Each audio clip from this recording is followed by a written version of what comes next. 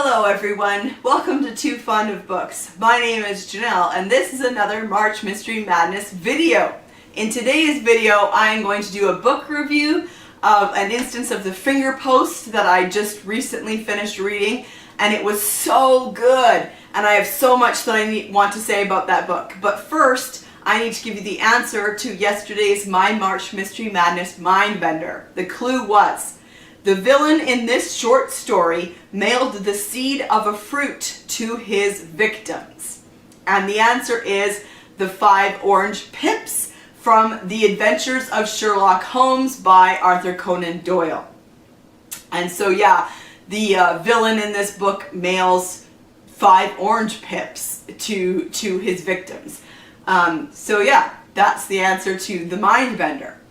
Stay tuned to the end of the video for the next My March Mystery Madness Mindbender. An instance of the Fingerpost was written by Iain Pears in 1998. It is 685 pages long, so it is a big book, but it is so good. Here's the synopsis.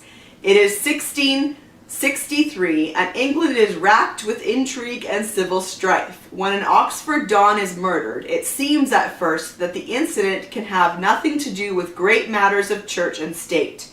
Who poured the arsenic into the victim's brandy? The evidence points to Sarah Blundy, a servant girl. She confesses to the crime and is sentenced to be hanged. Yet little is as it seems in this gripping novel, which dramatizes the ways in which witnesses can see the same events, yet remember them falsely. Each of 4 narrators, a Venetian medical student, a young man intent on proving his late father innocent of treason, a cryptographer, and an archivist, fingers a different culprit, an erudite and entertaining tour de force. So, this is a historical mystery set during one of my favorite time periods. It is set during the Restoration in England, and it is set in one of my favorite places, which is Oxford. I've been to Oxford a few years ago and just absolutely loved our visit there. It was so fantastic. And so already there was so much about this book that I was primed to love. I really enjoyed Iain Pears' writing style. I could get along with that very well. But the thing that was so interesting about this book was his choice to use 4 different narrators. Now, I have read this book years ago, and I did not remember a single thing about it, which was great because it's a mystery, and so you don't want to know who the killer is and all of that. So I was basically coming into it fresh until I got to a certain part, and then I realized, oh yes, I remember this part. And that is that the first narrator is a Venetian medical student who is in England. He is there in order to, he was sent to England by his father in order to look into some problems with the business. They sell cloth, I think. I'm not entirely sure. But anyway, that's why he was sent over. And so he ends up in Oxford with some time on his hands before he can go home. And so he meets up with other students and other people in Oxford, and he gets himself a patient. The back mentioned a servant girl called Sarah Blundy. Her mother fell and broke her leg. It was a compound fracture, and Sarah was desperate to find someone who would take care of her mother. But for reasons that you find out a little later in the story, no one would help them. And so she asks Marco de Kola, who is this Venetian medical student, he overhears that she needs help, and he agrees to go and see her mother. And so he does what he can to fix her leg. He knows that she's very sick. There's a very strong chance of infection and that she will die. And he gets this idea that that maybe she needs young blood, that maybe it's her old blood that is causing the problem, and if she can somehow get young blood into her body, that will heal her.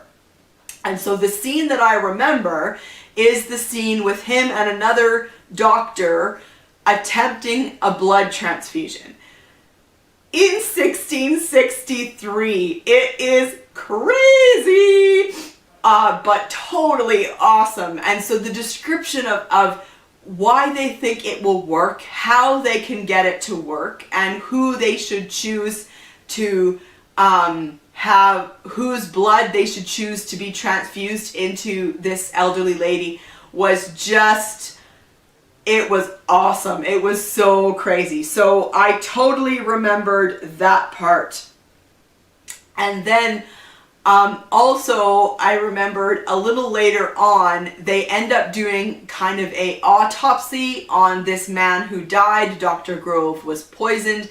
They needed to prove cause of death. They thought that it was poison, but they weren't sure.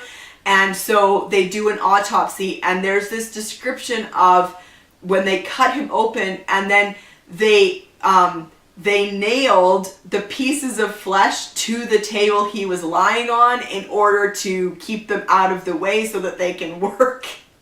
It was so gross, and yet just this fascinating look into the medical beliefs and practices of the time. I just found so interesting.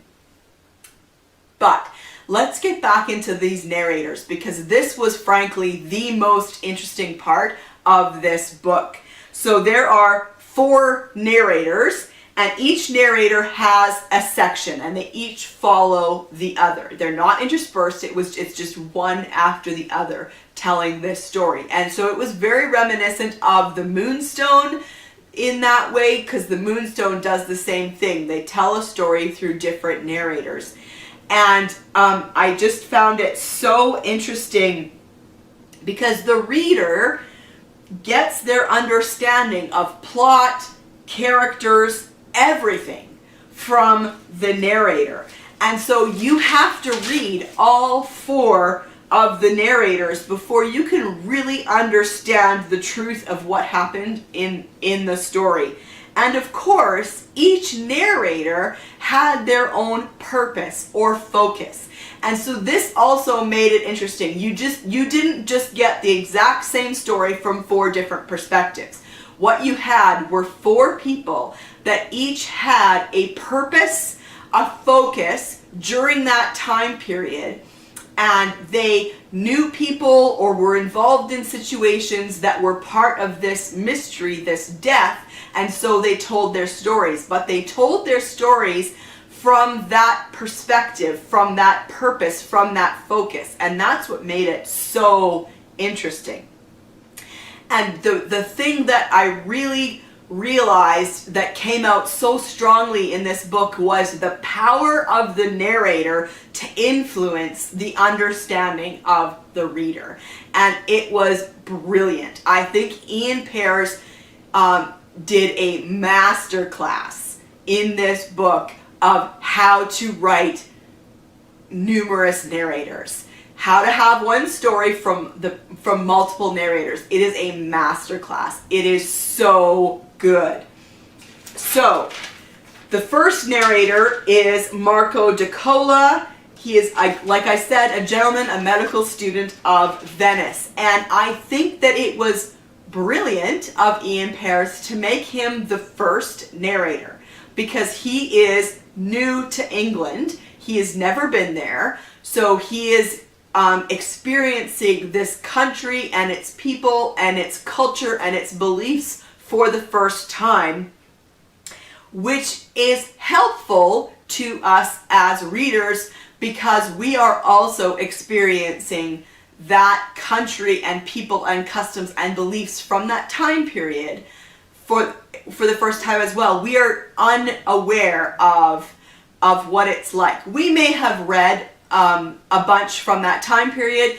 Maybe those of us who really enjoy history might be very familiar with the history of that time period. But like Marco de Kola, we are experiencing it through his eyes for the first time. And so I thought that was really smart to make him the first narrator, because he helped the reader get into the story to understand what Oxford was like at that time, and what people believed, and what their medical beliefs and practices were, what their religious beliefs and practices were, and the political state of the day. So all of that came from an outsider, and I thought that was really smart of the author. So Marco di Colo as a narrator, he's of course coming at this as a foreigner, and so you really do get that perspective of him, and his understanding of English people and what they do was often at times very entertaining. So the book opens. Marco di Kola, gentleman of Venice, respectfully presents his greetings. I wish to recount the journey which I made to England in the year 1663, the events which I witnessed and the people I met, these being, I hope, of some interest to those with curiosity. Equally, I intend to my account to expose the lies told by those whom I once numbered wrongly amongst my friends. I do not intend to pen a lengthy self-justification, or tell in detail how I was deceived and cheated out of renown which should rightfully be mine. My recital, I believe, will speak for itself. And then I thought this was a great sentence. Shame, I do believe, is the most powerful emotion known to man. Most discoveries and journeys of importance have been accomplished because of the ignominy that would be the result if the attempt was abandoned. I thought that was pretty good. And there is this. I hope that this account explains the first two stages of my progress, my coming to England and then to Oxford, and my acquisition of the patient whose treatment was to cause me such grief. The girl herself, what can I say? She was touched by doom. Her end was written, and the devil was already reaching out his hand to drag her down. The man of skill can see this, can read a face like an open book, and discern what the future holds in store. Sarah Blundy's face was deep scored already with the evil that had gripped her soul and would shortly destroy her. So I told myself after, and it may be true, but at that time I saw nothing more than a girl as insolent as she was pretty, and as careless of her obligations to her superiors as she was mindful of her duty to her family. So this is the first narrator, and it's not really until you get to the second narrator that as a reader you come to realize that you need to take into account each narrator's purpose and focus, because how they describe an event or a person is totally coming from their own perspective. And so you can't take everything they say as gospel truth. So it just so brilliant. Oh yes. So then they are doing an autopsy essentially of this man who was dead in order to figure out if he was poisoned or not. What was the cause of death? And so Marco di Colo was there, as well as a doctor called Lauer. He paused a while, Lauer, as he opened up the midriff and held open the thick, heavy flaps of fat by nailing each corner to the kitchen table. So gross. But then also there was this fascinating bit about how they understand things to work, and how they can figure out if someone's been poisoned or not. And so I didn't mark it, and I don't know why, but I thought it was a very interesting little glimpse into... Hang on. Oh, yes. Okay. Now the final test. Lauer says. He took the man's heart, put it in a small earthenware dish on top of the stove, and poured a 1/4 pint of brandy over it. Then he took a splinter of wood and lit it at the stove and thrust it into the bowl. A bit like plum pudding, really, he said tastelessly as the brandy exploded into flames. We stood around and watched as the liquid burned and then eventually spluttered out, leaving an exceptionally unpleasant odor in the air. What do you think? I examined Dr. Grove's heart with care, then shrugged. A bit charred over the surface membrane, I said, but no one could say that it had been consumed, even partly. My conclusions as well, Lauer said with satisfaction. The first real evidence in favor of poisoning. That's interesting. Has anybody ever tried this test on someone who has indubitably not died of poisoning? I asked. Lauer shook his head. Not that I know of. Next time I have a corpse, I'll give it a try. Now, you see, had young Prescott not been so selfish, we could have had a comparison. He glanced around the kitchen. I suppose we'd better clean up a bit, otherwise the servants will bolt when they come in tomorrow morning. They were doing this on the kitchen table in the kitchen of the house. But I thought that was so fascinating that they believed that evidence of poison was whether or not a heart was consumed when set on fire. And DeCola asks, I think, an obvious question when he says, has anyone ever done this test on someone who we know for sure was not poisoned? And Lauer is like, nah, but it's okay. We're going to use it as proof anyway. Oh, I thought that was so good. Okay, moving on to the next narrator. The second narrator is Jack Prescott, who was mentioned in that last bit that I read. Jack Prescott is a young man who is intent on proving his father innocent of treason. His father was a man who was loyal to the king. He was a royalist, and then of course the Civil War happened and all of that. And it was apparently proved that his father was treasonous against the king. And Jack Prescott is single-minded in his intent to prove his father, who is now dead, innocent of these charges and to gain back his land and his title.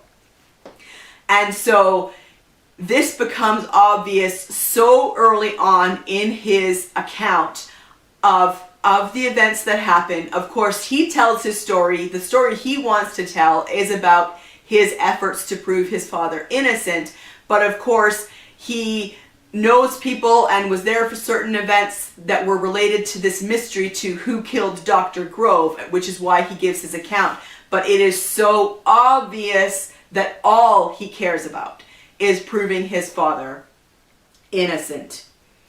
And so he goes to London in order to talk to someone who he thinks has information that he needs.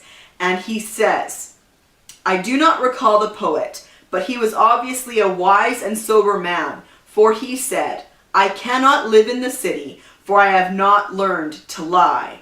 So it will always be. The honesty of the countryman is at disadvantage in the town, where duplicity is prized and straightforwardness scorned, where all men look after only themselves, and generosity occasions only laughter.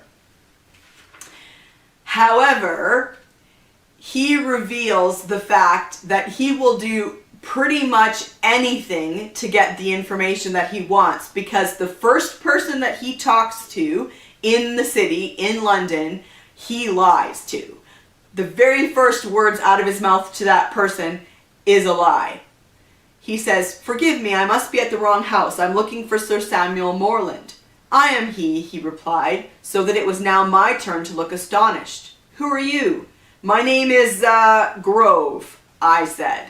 So right away he tells a lie and reveals his true nature, I think. And then, moving on in the story, the next narrator is John Wallace, who is a doctor connected to the university in Oxford, and he is also a cryptographer.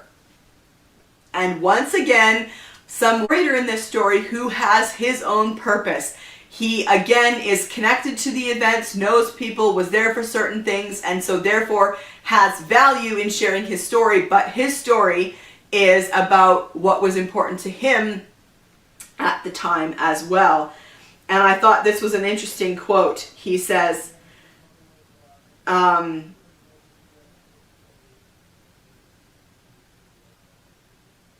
how can I tell which assertion to believe and which to reject? I cannot repeat the same events time and again with subtle variations as Stahl did with his chemicals to demonstrate how Dr. Grove had died. Even if I could, the infallible philosophical method seems inadequate when it comes to problems in which emotion derives from people rather than dead matter. I once attended a class on chemistry given by Mr. Stahl, and must say I emerged none the wiser. Lauer's own experiments on blood transfusion first produced the belief that this was the greatest cure for all ills. And later, when many people in France had died, the savants decided that no, on the contrary, this was a fatal and inadmissible procedure. It cannot be both, gentlemen of philosophy. If you are right now, how were you so wrong before? How is it that when a man of God shifts his opinion, it proves the weakness of his views, and when a man of science does so, it demonstrates the value of his method?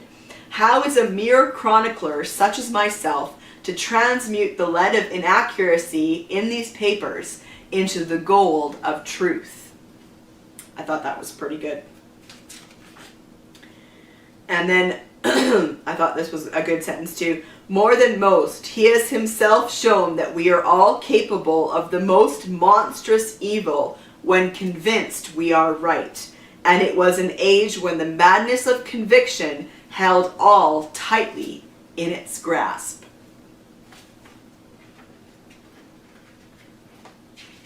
The final narrator is a man called Anthony Wood. He is a historian, he is an archivist, and he claims at the beginning of his narration to say that he is the perfect guy to end this account with his narration, because although he was there and he knew people and he was involved in certain events, he was actually outside of the events, and therefore is the most honest narrator. As an eyewitness, he is someone who can be trusted to not get too bogged down in his own purpose or focus in order to reveal the truth of the story. Besides, my job as an historian is to present the truth and to tell the tale of these days in the approved fashion. First causes, narrative, summation, moral. Would be surely to present a strange picture of the time in which it happened. In that year of 1663, after all, the king was nearly toppled from his throne. Thousands of dissenters were locked in jail, the rumblings of war were heard over the North Sea, and the first portents of the Great Fire and the Greater Plague were felt throughout the land, in all manner of strange and frightening events. Are all these to be relegated to second place, or be seen merely as a theatre set for Grove's death, as though that was the most important occurrence? Or am I to ignore that poor man's end, and all events which took place in my town, because the maneuverings of courtiers which took us to war the next year, and nearly consumed us in civil strife once more, are so much more important? And then finally, towards the very end, the very last paragraph, which doesn't give any spoilers, but I think is fantastic. This is the truth, the one and only truth, manifest, complete, and perfect. Beside it, what importance have the dogma of priests, the strength of kings, the rigor of scholars, or the ingenuity of our men of science? Please read this book. It is so good. I gave it 5 stars, and I actually want to read it again. I know I just finished it last night, but it is so good, and I find the narration in this, the choice of the 4 narrators and how the author put this story together, to be just absolutely brilliant. So even if historical mystery is not your favorite thing, you may enjoy reading it from that perspective and keeping your eye on that, and just to see the purpose of the narrator in the story and how much power the narrator has to influence the understanding of the reader. An instance of The Fingerpost by Iain Pears. And the next, My March Mystery Madness Mindbender. With this 1930 detective fiction book, a new genre was invented, and it inspired James M. Cain and Raymond Chandler. So put your answers down in the comment section down below. Also, let me know if you've read this book and what your thoughts were. If you didn't like it, that's totally okay, but I'd love to hear your reason why. I'd love to talk about this book. So if you've read it, let me know down in the comment section down below. And I will see you again tomorrow for another March Mystery Madness video. Bye.